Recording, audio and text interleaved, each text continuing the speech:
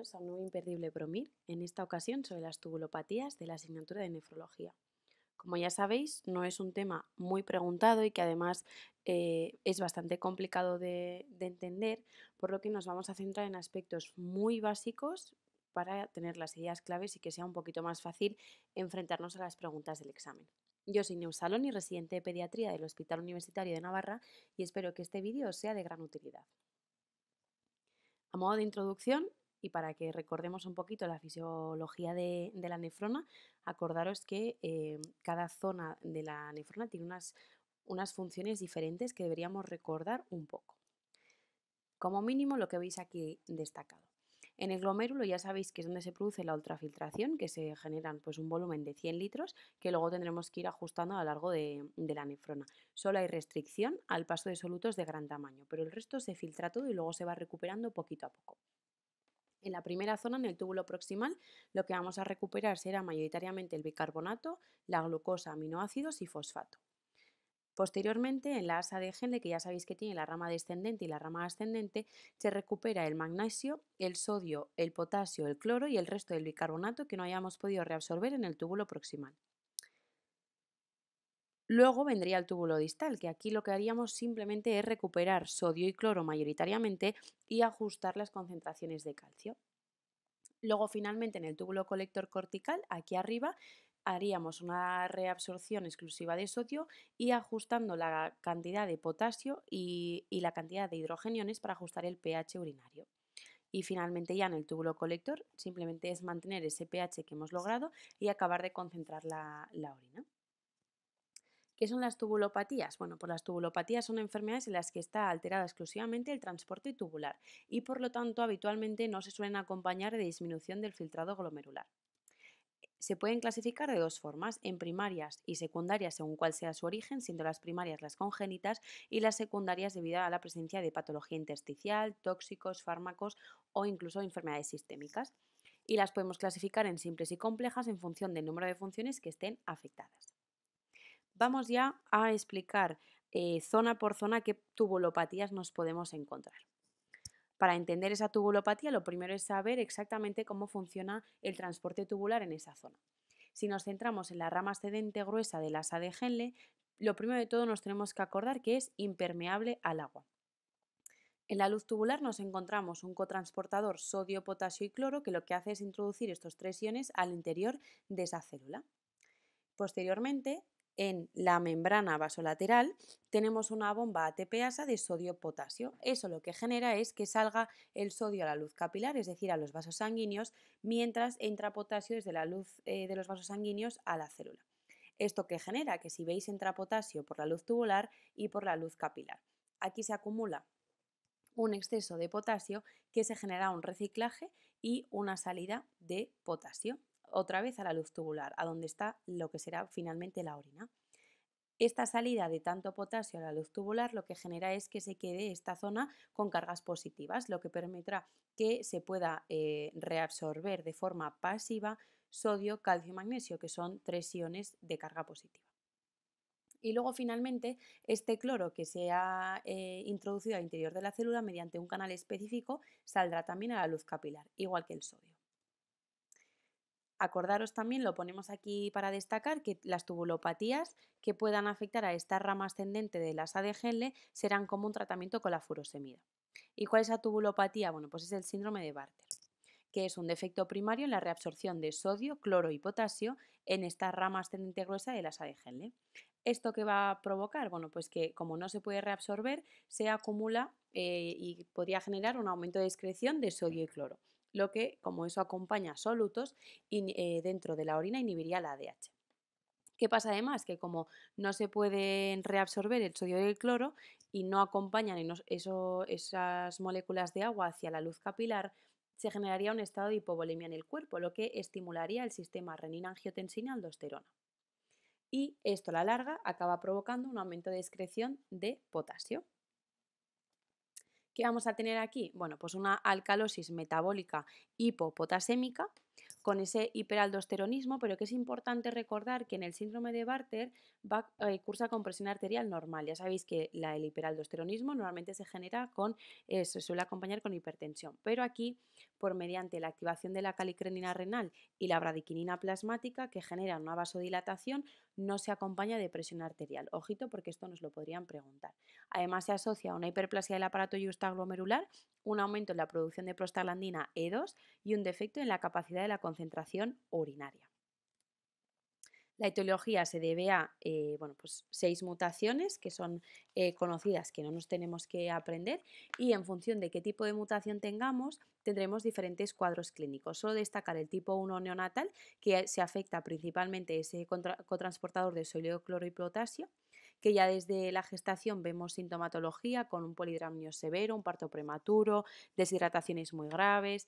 Además, como no se puede hacer ese transportador de sodio, cloro y potasio, no podrá salir luego ese exceso de potasio generando esas cargas positivas y por lo tanto no podremos absorber calcio, sodio y magnesio de forma pasiva, por lo tanto tendremos una hipercalciuria, que eso se acompañará de una nefrocalcinosis precoz y un retraso del crecimiento. Y el tipo 3 o el tipo clásico se afecta principalmente el canal del cloro de la membrana vasolateral, ese canal específico. Son síntomas más tardíos a partir del segundo año de vida, que sobre todo se acompañan de poliuria y polidipsia y gran avidez por la sal, con menor hipercalciuria y sí que asocia también retraso del crecimiento y desarrollo intelectual.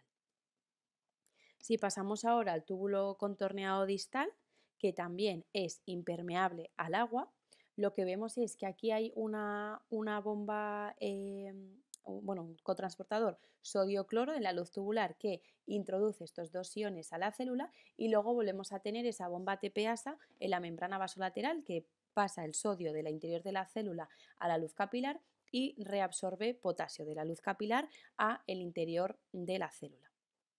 Además, como ya sabéis, el cloro pasará con un canal específico en la membrana vasolateral a la luz capilar y se reabsorberá sobre todo el calcio mediante un canal específico que se unirá a una proteína transportadora que depende de vitamina D y eso mediante una bomba TPasa permitirá que ese calcio en el interior de la célula pueda salir a la luz capilar. Y luego también en este túbulo contorneado distal tenemos un canal específico para reabsorber magnesio. Las patologías o las tubulopatías que afecten a este túbulo contorneado distal actuarán igual que los tiacídicos. ¿Y qué tubulopatía tenemos? Bueno, pues el síndrome de Giedelman, que es un defecto primario en la reabsorción de sodio y cloro en la membrana luminal del túbulo contorneado distal. ¿Esto qué generaría? Bueno, pues lo mismo, ¿no? Un aumento de la excreción de sodio y cloro que genera esa hipovolemia con estimulación del sistema renina-angiotensina-aldosterona. ¿Y esto qué va a generar? Bueno, pues un poquito lo mismo que en el síndrome de Bartter. Al final, como no se puede reabsorber, ¿no?, ese sodio en esas primeras zonas de la nefrona, lo habrá que compensar aumentando la reabsorción de sodio en el túbulo colector y por lo tanto una excreción aumentada de potasio e hidrogeniones. También dará esa alcalosis metabólica hipopotasémica. Y además, aunque no se tiene muy claro por qué, hay una pérdida de magnesio asociada. Acordaros que en este túbulo contorneado distal tenemos ese canal específico de magnesio. Entonces, como habíamos dicho, tenemos esa alcalosis metabólica hipopotasémica para intentar recuperar ese sodio que si no perderíamos. El hiperaldosteronismo aquí es más leve, aquí característico, ¿no?, la hipomagnesemia y no aumento de producción de la prostaglandina E2. La etiología es una mutación autosómica recesiva que afecta a ese cotransportador de sodio y cloro de la membrana luminal y la clínica debuta más tarde en la edad adulta, por lo tanto no asocia retraso del crecimiento que sí que veíamos en el síndrome de Bartter y es un curso más benigno, con menor hipopotasemia, sí que asocia condrocalcinosis y además nos tenemos que acordar que debido a esa hipomagnesemia puede asociar episodios recurrentes de debilidad muscular y tetania y además dolor abdominal, vómitos y fiebre. ¿Cómo nos vamos a acordar? Pues bueno, Gitelman, aparte de que tiene man, que es, ¿no?, hombre, señor, pues ya edad adulta, y además Gitelman suena mucho a, bueno, al menos a mí me recuerda a gentleman, ¿no?, que es una persona educada, respetuosa. Entonces, bueno, un poco el símil, pues tendremos una persona en edad adulta con un curso más benigno porque Gitelman es más respetuoso con el paciente. Si vamos al síndrome de Leiden, lo que vemos es que se afecta en el túbulo colector, ¿vale? Lo que vemos es que el tubo colector sobre todo se encargaba, ¿no?, de acabar de reabsorber el sodio que tengamos en la orina para ajustar las concentraciones, y lo que vemos es que es una mutación por aumento de actividad. Hay un aumento de la función del canal epitelial de sodio. ¿Esto qué genera? Bueno, pues que haya un aumento de la reabsorción de sodio y por lo tanto este sodio, que se acompaña de moléculas de agua, genere una hipervolemia. ¿Y eso qué generará? Pues hipertensión arterial. Y además, ya sabéis, como hemos visto en las otras tubulopatías, que si aumentamos la reabsorción de sodio en este túbulo colector, por compensación de cargas, habrá una mayor secreción urinaria de potasio. Entonces, ¿qué vamos a tener? Una hipertensión arterial grave y precoz, y además, como tenemos esa hipervolemia, ¿vale?, que es lo de que le diferencia al Barter y al Gentleman, no se activará el SRA, ¿vale? ¿Y qué vamos a tener? Bueno, pues aquí la mutación es autosómica dominante, a diferencia de en el síndrome de Gentleman, que era recesiva. Y lo que son mutaciones por aumento de función que generan una hiperactividad del canal epitelial de sodio en el túbulo colector. Y sobre todo nos tenemos que acordar de la hipertensión arterial grave y precoz. ¿Y cómo nos vamos a acordar de esto?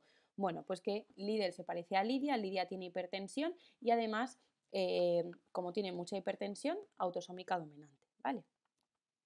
Entonces, aquí os dejo una tabla comparativa de estas tres tubulopatías para que sobre todo nos queden claro un poquito las diferencias, sobre todo acordarnos que el único que asocia retraso en el crecimiento es el Bartter porque empieza muy pequeñito, incluso desde antes de nacer con la poliuria, que la hipertensión arterial grave, sobre todo en Lidl, acordaos que Lidia tiene hipertensión, que, bueno, Barter y Lidl, como son más graves, ¿no?, empiezan en la infancia, pero Gentleman, como es un señor muy gentleman, muy respetuoso, aparece en etapas más tardías de cara a la adulta, que la anatremia está aumentada en el síndrome de Lidl por esa reabsorción masiva, que la hipopotasemia sobre todo es en el síndrome de Barter, hipomagnesemia en Gentleman, acordaros de esos episodios de tetán y debilidad muscular. Luego aquí los iones, yo lo que os recomiendo es que no os lo intentéis aprender de memoria, sino que razonéis un poquito lo que pasa para que sea más fácil de cara al examen. Y sobre todo que la concentración urinaria solo está alterada en el síndrome de Bartter, que aquí asocia Bartter y Gentleman esa alcalosis metabólica hipopotasémica, y que los dos, Bartter y Gentleman, sí que cursan con aumento de la aldosterona, pero Lidl no, por ese efecto de la hipervolemia, que todo el diagnóstico es genético, entonces que el tratamiento será un poquito adaptados a la patología que tengamos, ¿vale? Sobre todo, valorar si necesitan suplementos de potasio y magnesio. En el caso de Barter sí que acordarnos de la indometacina, y en el caso del Lidl como tratamiento la restricción de sal en la dieta y la amilorida o el triamtereno. Si pasamos ahora a las tubulopatías post trastorno del equilibrio ácido-base, ¿vale? Las ATR, nos tenemos que acordar que hay varios tipos, hay 4 tipos, y que en general nos tenemos que acordar que son acidosis metabólicas generadas por el fallo de los mecanismos de acidificación, no tanto por el transporte de iones, y que son hiperclorémicas, ¿vale? Porque para intentar mantener la electronegatividad hay un aumento de la reabsorción de cloro. Entonces, en función de dónde esté afectada esos mecanismos de acidificación, vamos a hablar de una ATR diferente, ¿vale? Os he dejado esta tabla comparativa para que nos podamos acordar, sobre todo, ya hemos dicho que hay 4, pero sobre todo de la 1, de la 2 y de la 4, ¿vale? Entonces, en la 1 o la distal lo que tenemos es un defecto de secreción de hidrogeniones por disfunción de esa bomba de protones en el túbulo colector. Puede ser genética, ¿no?, primaria autosómica dominante, o secundaria a otras patologías. No puede concentrar la orina y por lo tanto va a asociar poliuria.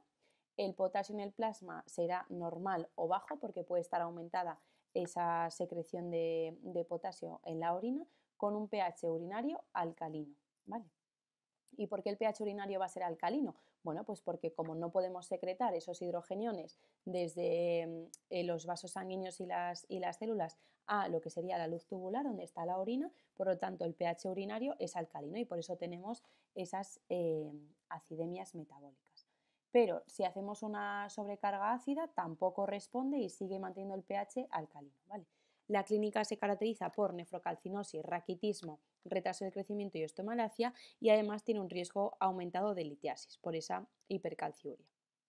Y el tratamiento se utiliza bicarbonato o citrato para intentar normalizar ese pH urinario y suplementos de potasio solo si precisa.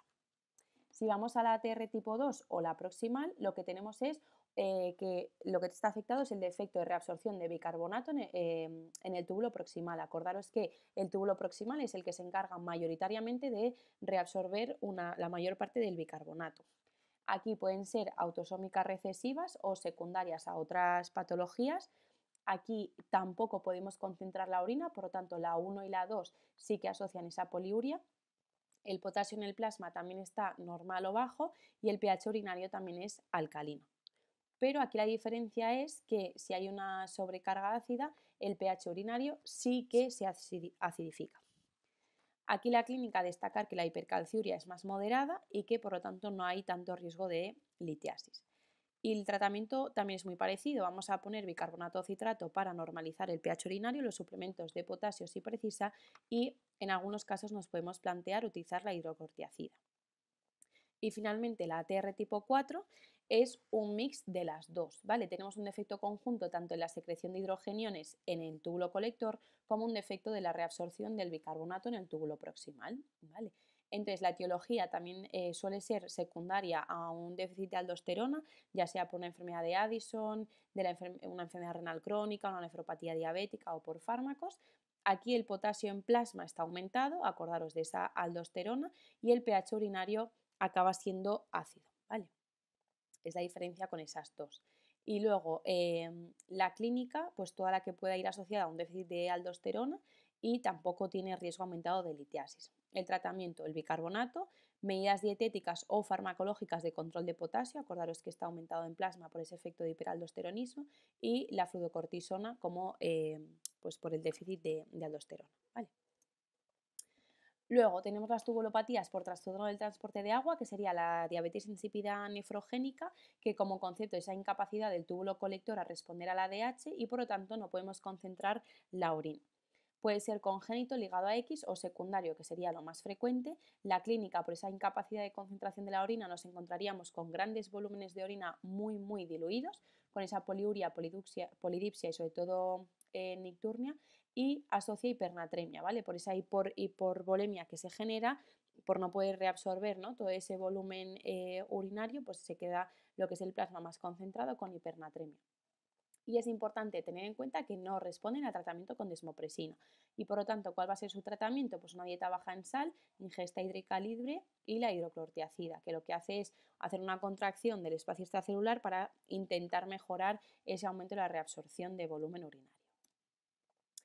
Y luego, si hablamos de los trastornos del túbulo proximal, nos encontraríamos el síndrome de Fanconi, que es una disfunción compleja del túbulo proximal, es decir, se ven afectadas varias funciones y entonces tenemos un trastorno de la reabsorción de glucosa, de aminoácidos, de fosfato y de bicarbonato. Puede ser genético en contexto de metabolopatías o también adquirido. La clínica es una poliuria, polidipsia, retraso del crecimiento, raquitismo y osteoporosis. Y en caso de adultos puede asociar osteomalacia y debilidad muscular, sobre todo si nos falta el potasio. ¿Cuál va a ser el tratamiento? Bueno, pues si es adquirido, tratar la causa desencadenante y habrá que poner suplementos de vitamina D, de fosfato, de bicarbonato y de potasio si precisa. Y también la hidroclortiazida y la ingesta hídrica libre. Esto igual que en la diabetes insípida nefrogénica, como acabamos de ver.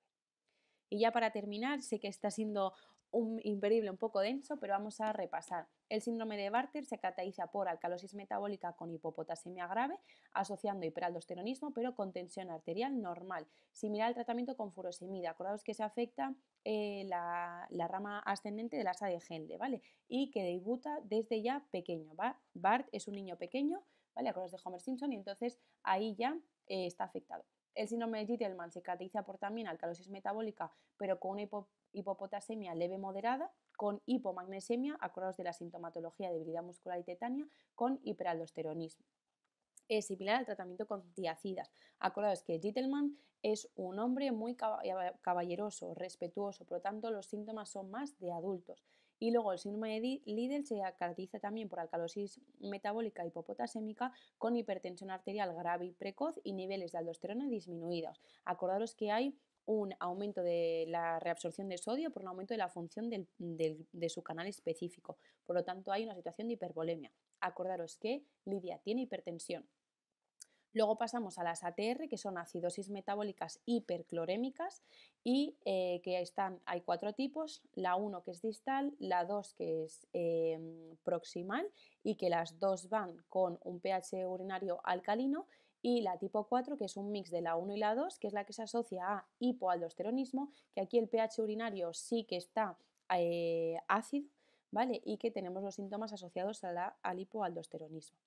La diabetes insípida nefrogénica, que es aquella que es la que no responde a la DH y por lo tanto no podemos concentrar la orina, son poliurias, hipernatremias y una orina muy diluida, resistente al tratamiento con desmopresina y que podemos utilizar la hidrocortiacida. Y luego el síndrome de Fanconi, que es una tubulopatía compleja caracterizada por glucosuria, aminoaciduria, hiperfosfaturia y una ATR tipo 2 de las proximales porque no podemos reabsorber el bicarbonato, que cursa con poliuria, hipopotasemia, hipercalciuria e hiperuricosuria, ¿vale? Acordaos que también se puede tratar con la hidrocortiacida, igual que la diabetes insípida nefrogénica. Y bueno, hasta aquí este imperdible. Espero que os haya servido, que podáis bueno, pues resumir y aclararos con los conceptos más básicos y que os podáis llevar algunas ideas claves de cara al examen. Muchísimo, muchísimo ánimo y nos vemos en el siguiente imperdible.